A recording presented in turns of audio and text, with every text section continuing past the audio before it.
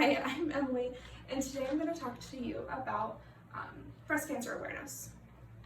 So, to start off with, this is my intro.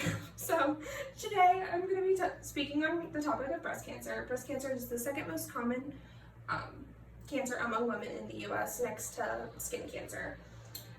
It is primarily found in women, and Black women and white women get breast cancer about at the same rate. It's not more one than the other. However, Black women do pass away from cancer, from breast cancer more often. Overall, each year, more than 23,000 women are diagnosed with breast cancer every year, and 1 out of 8 women will get it in their lifetime. My topics today the topics to cover are cause, symptoms, treatment, and prevention measures. So the causes. It has been identified as a hormonal, lifestyle, and environmental factors that contribute to your breast cancer. But primarily the cells in your body are what cause it. So it's the cells dividing more rapidly, forming lumps or enlarged areas in your breast, and these then will turn into breast cancer. Most oftentimes these will form in your ducts and your lobules. So in this image here, these are going to be your lobule, or they're going to be called the glandular tissue, and then the ducts as well. And this is just the cell spreading and metastasizing. That's going to be the technical term for them getting larger. For symptoms, some may experience the following, which are going to be lumps in the breast, a change in size, or just overall pain in the breast or the armpit area. It does tend to spread in different areas, just as the lump may grow at times. So, the symptoms may be small, like as far as the list of symptoms may be small. However, it makes it that much more important that you check yourself and pay attention to your body, as these small symptoms can turn into large factors. So this image is going to show you the breast cancer stages. So you'll start at 0, which means you'll have no lumps or pain in your breasts or armpit area, which just verifies that you have no cancer and there's no cancerous tissue lingering at this point. 2 is going to be less than 2 centimeters in area for the lumps, so that will then range from armpits to breast area. And this is still not considered cancerous, but it's precancerous cells. And for 2, it's going to be a 5 to 2 centimeter ratio, which is also going to be from armpits to breast and underneath. And this is going to be affiliated with cancer, but it is not going to be diagnosed as cancer cells per se yet, because it is still the precancerous terminology. 3 is going to be 3 centimeters or larger, and this is then going to be diagnosed as a cancerous stage, so it would be level 3, and then level 4 is any size larger than level 3, 5 centimeters, and it's affiliated with cancer, and that means it would have spread outside of the breast into your lower areas as far as your lymph nodes and your abdomen. And next is going to be treatment options. So the first treatment option is going to be local treatment. This is going to be surgery or radiation. These are treatment options that will not affect the rest of your body, so it's going to be specific for the area and will just allow it to get done and over with the easiest way possible. Many times women do have to get the second form of treatment, which is going to be systemic, in order to have this first type. However, sometimes local is just what you need to get the mass out of your breast. And this will depend on the severity, more times than not.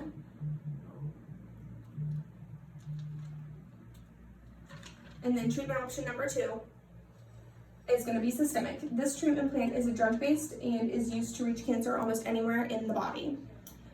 So that is going to be chemo, hormonal, or targeted treatments. So the chemo is going to be pumped into your body, and this will then target the different cells wherever they are. However, it does affect your whole entire body, so that is not primarily the best option or the most healthy for your body. And then hormonal is going to be a pill treatment. So that is going to be ingested through your mouth, and this will then affect your entire body as well. And then targeted is going to actually be injected directly into the mast or cell area itself. So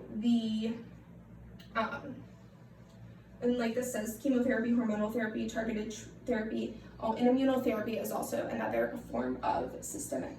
So common treatment options, most often treatment is used per person, per case scenario.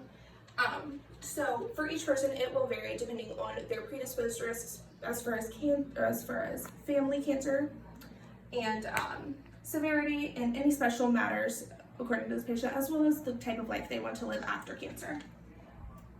So prevention measures. So these first ones are going to be lifestyle based. So this just means that you need to have a healthy lifestyle, eating healthy, don't eat processed foods, low sugar, and talk to your doctor about what is best for your body type as far as the fats, fruits, vegetables, grains, and what you need specifically for your body. Make exercise a priority, as well as try and maintain a healthy weight. If you're overweight or underweight or your weight fluctuates a lot, you are more exposed to cancerous cells. And keep your stress levels low. This just kind of throws the balance off in your body and can also lead to cancer. And as well as avoid smoking.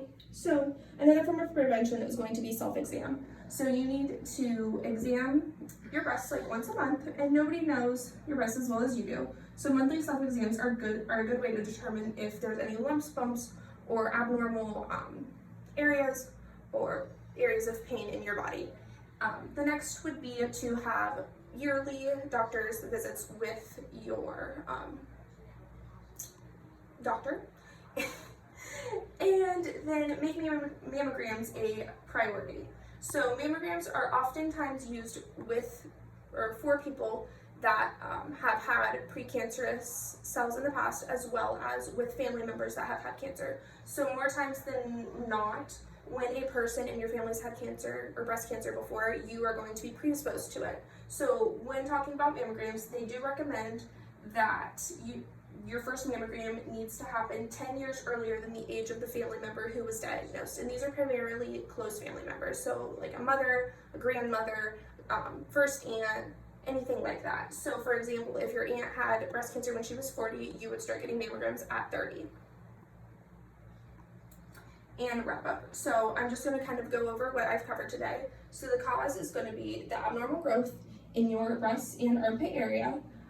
Symptoms are going to be pain in breasts or armpits with a lump in the breast area or close proximity. Treatment, there's two options, locals and systemic. Both are good options and can be tailored to the patient and their specific need.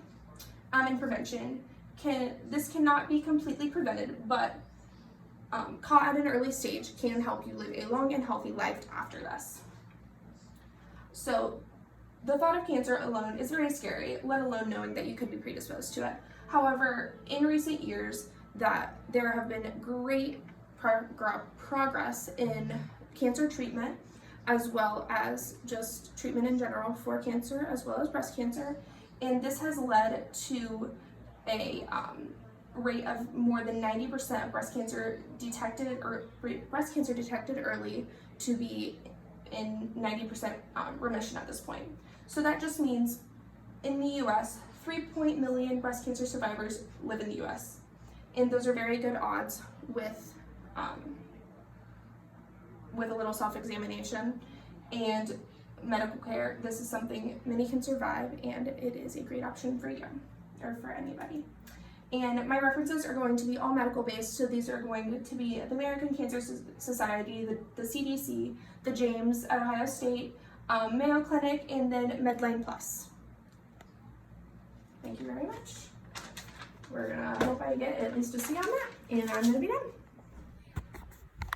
Thank you.